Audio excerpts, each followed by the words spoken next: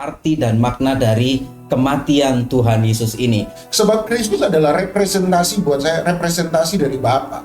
Artinya bagaimana Bapa itu berpikir, demikian pula Yesus itu bertindak. Jadi pertama kasih, kedua kurban, ketiga adalah keselamatan. Jadi itu tujuan daripada Yesus mati. Tetapi kemudian Yesus mati di kayu salib, ini pengertian lebih dalam, bahwa dia telah menebus semua dosa manusia. Satu tetes darah untuk semua dari awal sampai akhir. Karena itu nubuat.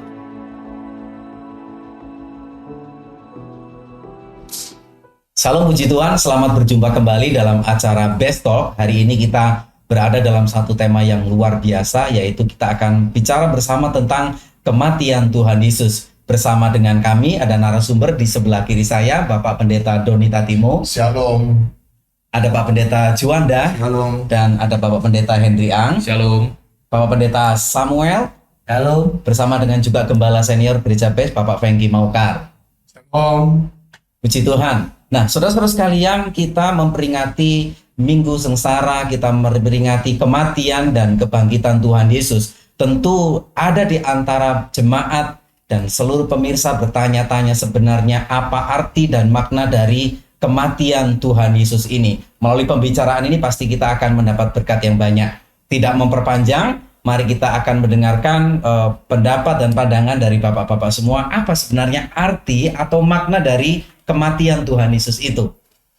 Ya, menurut saya bahwa arti dan makna kematian Kristus sama seperti arti dan makna dari kehidupan Kristus itu sendiri, yaitu Yohanes 3 ayat 16, karena begitu besar kasih Allah akan dunia ini. Sehingga dengan harapan ketika kita melihat kematian Kristus, kita juga bisa melihat kasih Allah bagi kita manusia. Kasih yang begitu besar sampai pada satu titik. Kasih yang mempertahankan kebenaran sampai akhir. Sebab kematian Kristus adalah kemenangan yang diraih bukan dengan kekerasan. Kematian Kristus bukanlah kemenangan yang diraih dengan kudeta politik. Kematian Kristus adalah kemenangan yang diraih oleh kebenaran yang dilakukan dengan kasih. Dan menurut saya itulah berita Kristus selama dia hidup. Dia mengingatkan mereka tentang keadilan, mereka diingatkan tentang kebenaran, tetapi semua itu dilakukan dengan kasih. Dan sampai satu titik kan, ketika dia harus ditangkap karena ketidakadilan dan ketidakbenaran, dia tetap bertahan dalam kebenaran, tetapi dia tidak melawan. Kepada Pilatus dia berkata, kalau kerajaanku dari dunia ini, pengikut-pengikutku akan menyerang engkau. Dia punya kesempatan untuk melakukan perlawanan, tetapi dia tidak melakukan dengan perlawanan dengan kekerasan, tetapi perlawanan dengan kasih. Dan justru menurut saya ketika kita melihat kematian Kristus, itulah arti orang Kristen, bahwa kita ditebus dari dosa kita, dari kesalahan kita. Oleh sebab itu hiduplah dalam kebenaran dan kasih-Nya Allah itu.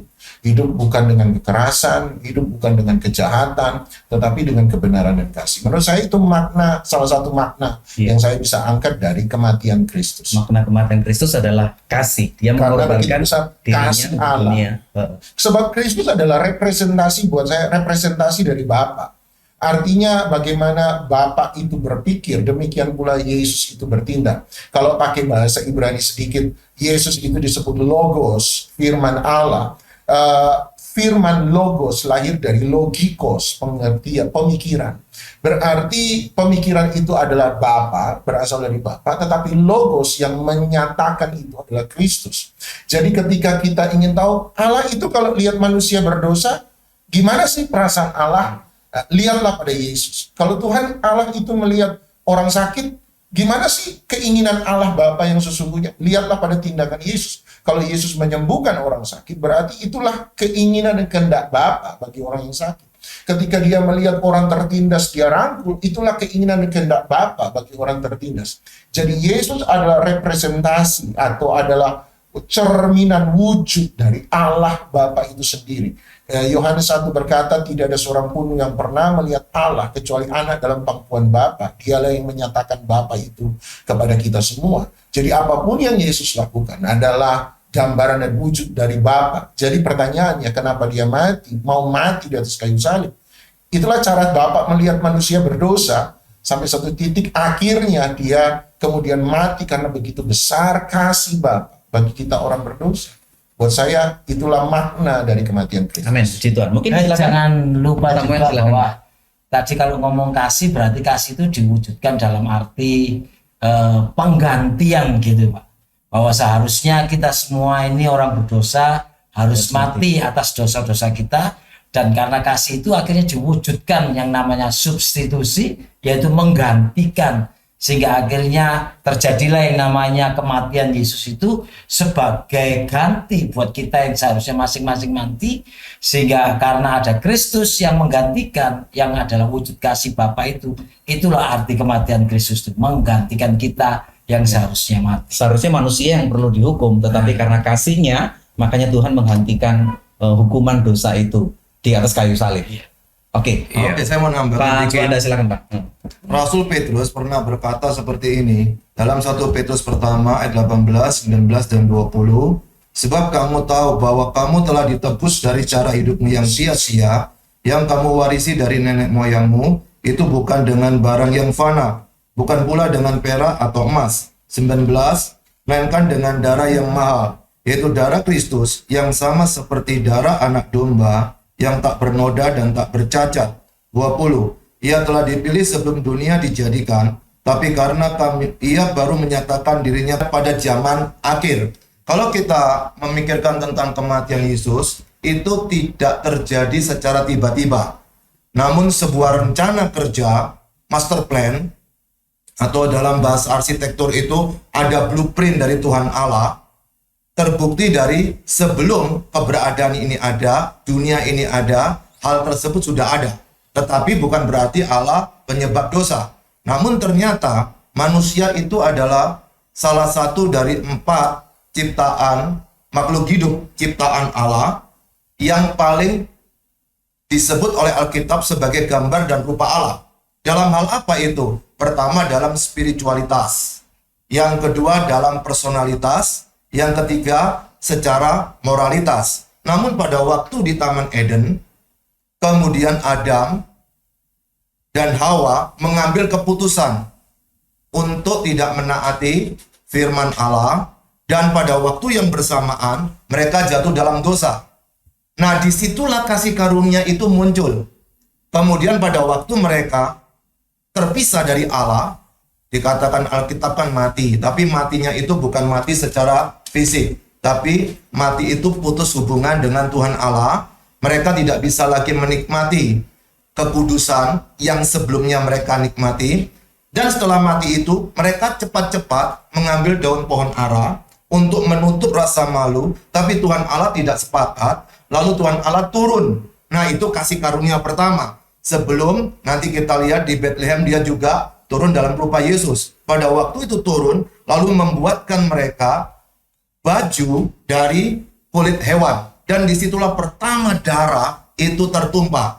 Lalu Pak ditanya, ini kalau anak-anak bisa suka tanya di sekolah minggu Pak Daud. Mereka bertanya, jadi Allah itu kayak Dracula ya, sukanya darah-darah begitu. Nah, ketika kita berkata seperti itu, kenapa kok mesti darah? Karena yang sepadan, yang seimbang untuk membuat hubungan manusia dengan Allah itu bisa pulih, harus setimpal dengan apa yang bisa diberikan kepada Tuhan Allah. Dan dalam hal ini adalah darah. Kalau ngomong nyawa, nyawa kan abstrak. Darah itu konkret. Nah, ketika hewan itu disembelih, darah tertumpah, dan itu menjadi perlambang suatu hari nanti akan ada yang kekal ketika Yesus mati di kayu salib. Nah, seperti yang dikatakan tadi di bagian perkataan Petrus tadi itu, melainkan dengan darah yang mahal, yaitu darah Kristus yang sama seperti darah anak domba yang tak bernoda dan tak bercacat. Jadi sejak dalam perjanjian lama, ternyata korban darah itu wajib, kemudian diteruskan ketika peralihan di dalam Injil-Injil, lalu Yesus mati di kayu salib. Setelah itu tidak ada lagi kurban darah karena kematiannya sempurna. Iya, amin. Mungkin dari Pak Hendra bisa tambahkan Pak sesuatu yang praktis yang mungkin bisa langsung dimengerti ya oleh jemaat, karena kan kebanyakan jemaat mungkin apakah makna kematian Yesus begitu sulit kan gitu. Nah, mungkin secara praktikal apa Pak menurut Bapak? Iya, jadi secara praktikal itu Pak, kalau kita misalkan menggadaikan sesuatu, ya menggadaikan sesuatu itu kan seperti kita yang artinya sudah hidup di dalam dosa, kita jatuh di dalam dosa karena Adam dan Hawa, itu kita harus ditebus. Nah, harus ada yang mewakilkan. Jadi tidak bisa serta-merta itu kita ditebus. Tuhan itu nggak bisa melanggar aturannya juga gitu. Artinya kalau misalkan orang mau diselamatkan, kamu selamat ya, tanpa digantikan, itu tidak bisa. Nah, makanya di dalam hukum Taurat itu di Perjanjian Lama sudah digambarkan dengan binatang.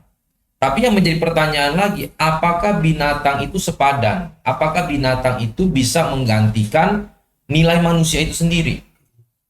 Tidak bisa jawabannya. Seperti saudara, misalkan kita bawa sesuatu lah, handphone kita gadaikan ya. Kita mau tebus dengan nilai yang lebih rendah dari handphone itu nggak bisa. Kita masukkan berlian, kita tebus dengan barang di bawah berlian, nggak bisa. Nah, makanya minimal itu harus sepadan.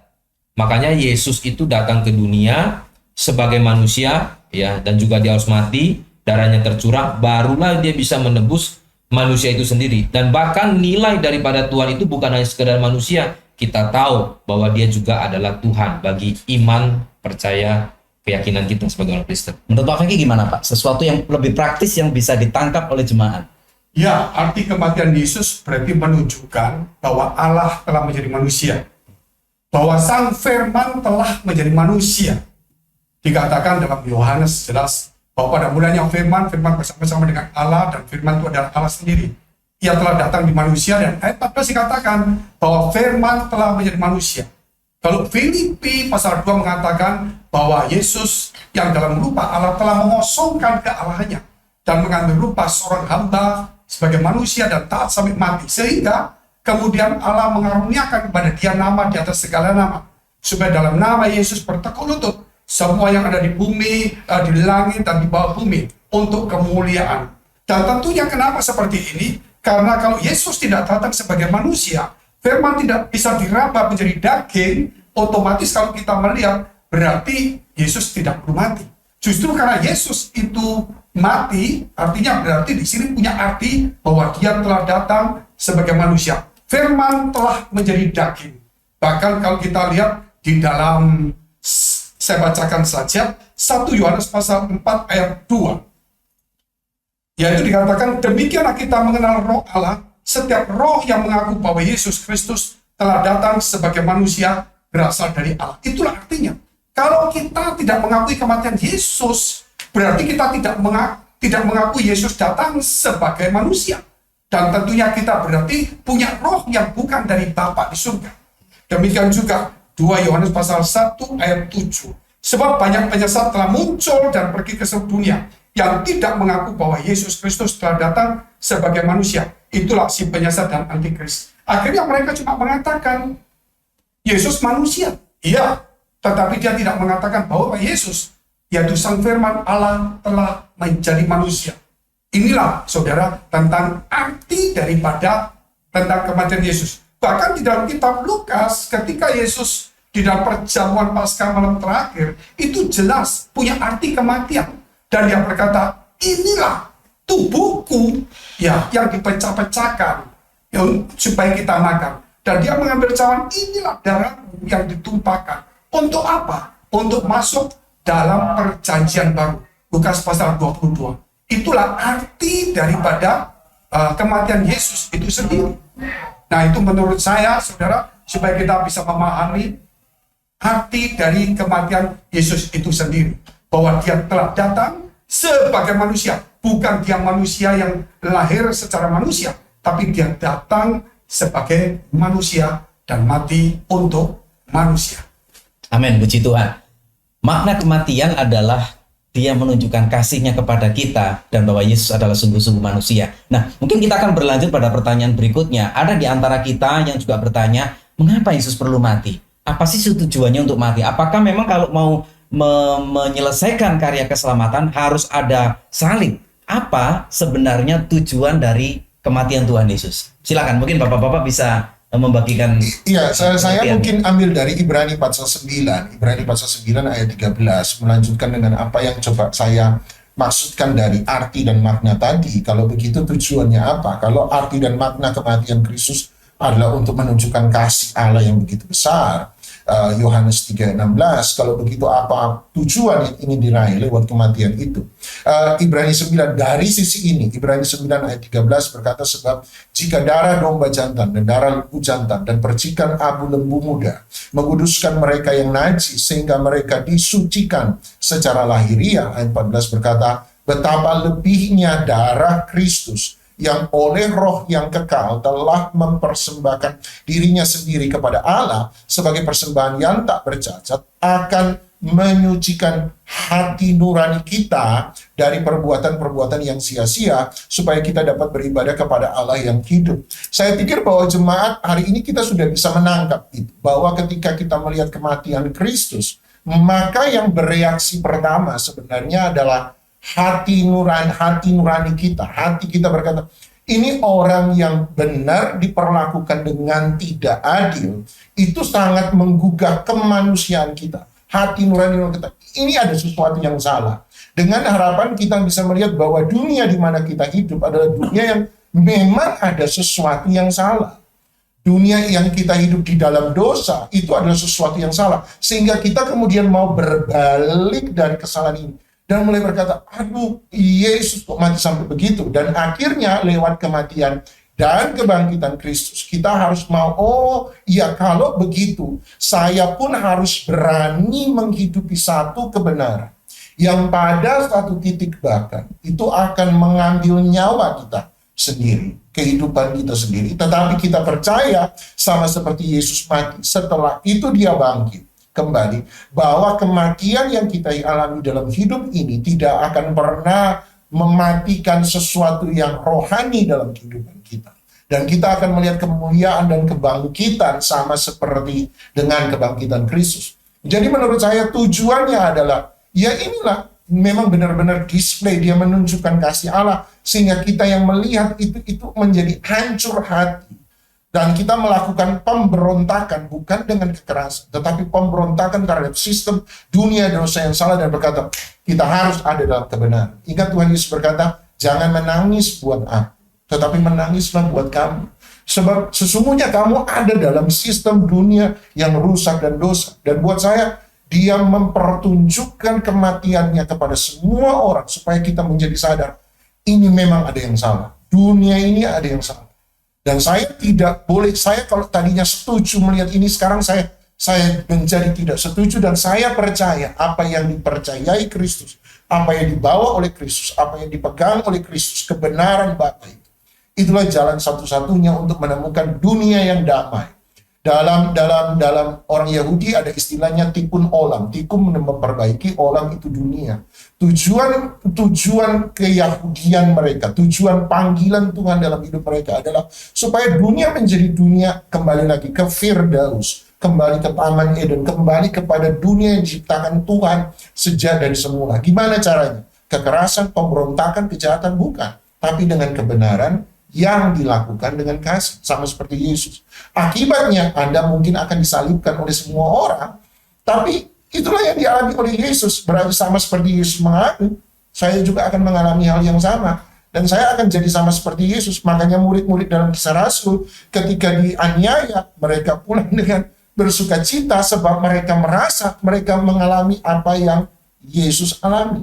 Dan buat saya itulah tujuan kematiannya di atas kayu salib, menunjukkan kasih Allah, tetapi menunjukkan kesadaran penuh kepada setiap kita yang melihat bahwa ada sesuatu yang salah dalam hidup dalam dosa. Oleh sebab itu saya harus kembali kepada kebenaran yang dibawa oleh Kristus. Itu menurut saya. Ya, berangkat dari Kejadian pasal 3, Pak, ayat yang ke-22 sampai 23 dan 24, demikian firman Tuhan.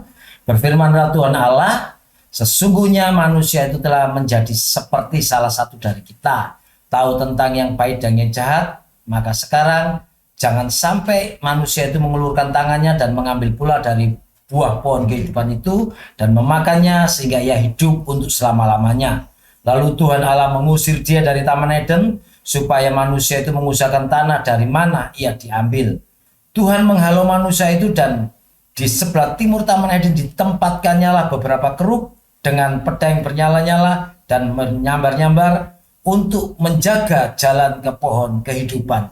Kembali seperti yang tadi Pak Doni katakan bahwa arti dari kematian Yesus itu bahwa nantinya manusia itu mau dikembalikan lagi seperti tujuan semula manusia diciptakan di Taman Eden yang sudah rusak oleh dosa itu, sehingga manusia tidak bisa mendapat lagi yang namanya kehidupan yang kekal. Lalu untuk mendapat kehidupan yang kekal itu ada suatu pohon kehidupan di mana di pohon itu dijaga oleh malaikat dengan pedang yang menyambar-nyambar. Jadi siapa yang mau mendapat kehidupan itu dia harus bayar nyawanya. Dan inilah arti dari kematian Yesus itu. Dia mau mengembalikan lagi manusia kepada citra semula untuk tinggal kekal hidup bersama Bapa di sorga dengan cara dia yang bayar harga untuk mengambil buah kehidupan itu lewat kematiannya.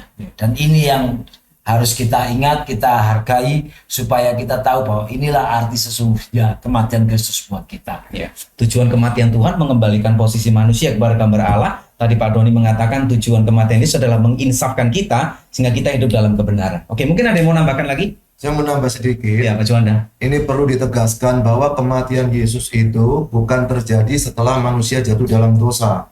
Tetapi sesuai 1 Petrus 1:20 itu sudah menjadi program Allah dalam kemahatauan, dalam kedaulatan. Tetapi ketika Adam dan Hawa jatuh dalam dosa itu keputusan. Namun Tuhan Allah dalam kemahakuasaannya sudah tahu bahwa dia ingin menyelamatkan manusia yang adalah gambar dan rupanya. Tapi tentu secara spiritualitas, sama-sama ada kerohanian, secara personalitas, sama-sama pribadi. Hewan kan tidak ada spiritualitas, tidak ada personalitas, kemudian ada moralitas, ada kebaikan. Tapi semuanya nggak berkenan kepada Allah. Kenapa? Karena ada dosa. Maka itu Allah yang harus ambil bagian melalui kasih karunia. Kemudian zaman perjanjian lama itu sudah dinubuatkan bahwa Yesus pasti akan mati. Kemudian dikasihkanlah penggambaran tentang hewan-hewan supaya mereka melakukan ini, supaya dosa mereka diampuni. Kemudian pada waktu Yesus hadir, dia datang kemudian ditolak oleh manusia, khususnya oleh orang Yahudi. Lalu mereka berteriak, salibkan, salibkan, akhirnya dia mati. Nah, kematiannya itu adalah menggenapi apa yang sudah menjadi janji Tuhan Allah, menggenapi apa yang dituliskan dalam perjanjian lama, supaya orang Yahudi bisa terima. Namun orang Yahudi kan tidak bisa menerima, makanya dituduh mayatnya dicuri, atau di atas itu pun diganti oleh orang lain. Artinya seakan-akan tidak ada. Dan itu sekarang kan sedang diceritakan kemana-mana, bahwa kematian Yesus itu bukan data, tapi khayalan. Tetapi pada waktu orang itu tahu apa yang dikatakan firman, bahwa kematian itu nyata, sedang menggenapi seperti Pak Doni katakan Yohanes 3:16. Ada 3 K di situ. Pertama, penggenapan kasih. Yang kedua, penggenapan Allah yang mau kurban. K pertama itu kasih, K kedua itu kurban. Dan K yang ketiga, supaya setiap orang yang percaya kepadanya tidak binasa. K ketiga, keselamatan. Jadi bukan cuma kasih. Kalau kasih aja nggak ada kurban, itu bisa munafik atau omong kosong. Tapi pada waktu mau berkurban, nggak ada tujuannya, maka jadi murahan kurbannya, jadi murahan kasihnya. Tetapi kasih, kurban bukan korban. Kalau korban itu kecelakaan. Tetapi ada sesuatu yang sedikit perlu direvisi memang. Saya dengar terjemahan yang terbaru dari LAI sudah mempergunakan kata kurban. Jadi pertama kasih, kedua kurban, ketiga adalah keselamatan. Jadi itu tujuan daripada Yesus mati. Iya, kembali ke Pak Fengki, mungkin tujuan dari kematian Yesus adalah sebenarnya sudah disampaikan dalam nubuatan para nabi sejak dalam kemahatauan Allah dan seterusnya. Mungkin Pak Fengki bisa menjelaskan apa sebenarnya tujuan kematian Yesus dalam ranah yang bersifat kekal di masa lalu sampai dengan kemahatauan Allah ini. Silakan Pak. Ya, kematian Yesus itu adalah kematian atas dosa dan kutuk. Artinya kalau Yesus tidak mati, maka dosa itu akan tetap hidup. Kalau Yesus tidak mati, maka dikatakan kutuk itu tetap ada. Jadi Yesus harus mati untuk mematikan dosa dan kutuk. Sekaligus dia akan bangkit karena dia Allah untuk menunjukkan dia telah mengalahkan maut. Kalau kita melihat contoh ketika Yesus ada di kayu salib, Bagaimana seorang penjahat, kiri kanannya sama-sama jahat, dan mereka harus dihukum mati, disalibkan karena kejahatan dan dosa. Tetapi kita lihat ada perbedaan, yang sama-sama jahat, sama-sama dihukumnya. Yaitu yang satu tidak dibawa ke Firdaus, karena mereka atau yang satu itu tidak menerima tentang Yesus itu. Tetapi yang satu berkata, dia katakan, kalau engkau ke Firdaus, ingatlah akan aku. Maka orang yang berdosa ini belum diampuni pemerintah harus mati. Tetapi Allah di surga melalui kematian Yesus, itu dia ada pengampunan atas orang di sebelah ini. Jadi disinilah, saudara, kalau kita melihat kematian Yesus untuk menyelamatkan setiap manusia, untuk mematikan dosa dan untuk bagi mereka yang percaya. Oleh karena itu, tidak ada yang lagi yang perlu kita pikirkan. Dan Yesus mati satu kali, tidak akan berkali-kali. Karena satu kali darahnya, satu tetes saja. Satu tetes saja. Darah Allah itu, darah anak domba itu bisa menghapus seluruh dosa manusia. Ada yang berkata, kalau Yesus sudah mati, berarti dosa manusia diampuni. Berarti aku nggak percaya Yesus, dosaku diampuni. Jelas, dosanya diampuni, tetapi dia akan dihukum karena berdosa menolak darah Kristus yang mahal. Dan itu lebih berdosa daripada perbuatan dosa. Saudara, kalau saya berdosa, membunuh, dan sebagainya, itu dosa, harus masuk neraka. Tetapi kemudian Yesus mati di kayu salib, ini pengertian lebih dalam. Bahwa dia telah menebus semua dosa manusia. Satu tetes darah untuk semua dari awal sampai akhir. Karena itu nubuatan. Tetapi kalau gitu aku nggak terima Yesus ya. Dosaku diampuni, jelas. Tetapi akan masuk neraka. Loh kenapa? Dosa diampuni. Karena dia berdosa jauh lebih bahaya daripada dosa itu sendiri. Dia telah berbuat dosa, yaitu menghina darah Allah itu sendiri, menganggap darah itu najis, padahal darah itu kudus. Itulah dosa yang tidak bisa diampuni. Perlu itulah Yesus mati bagi dosa kita. Dan kita akan dihukum kalau tidak menerima kematian Yesus karena menghina darah domba Allah, darah yang kudus.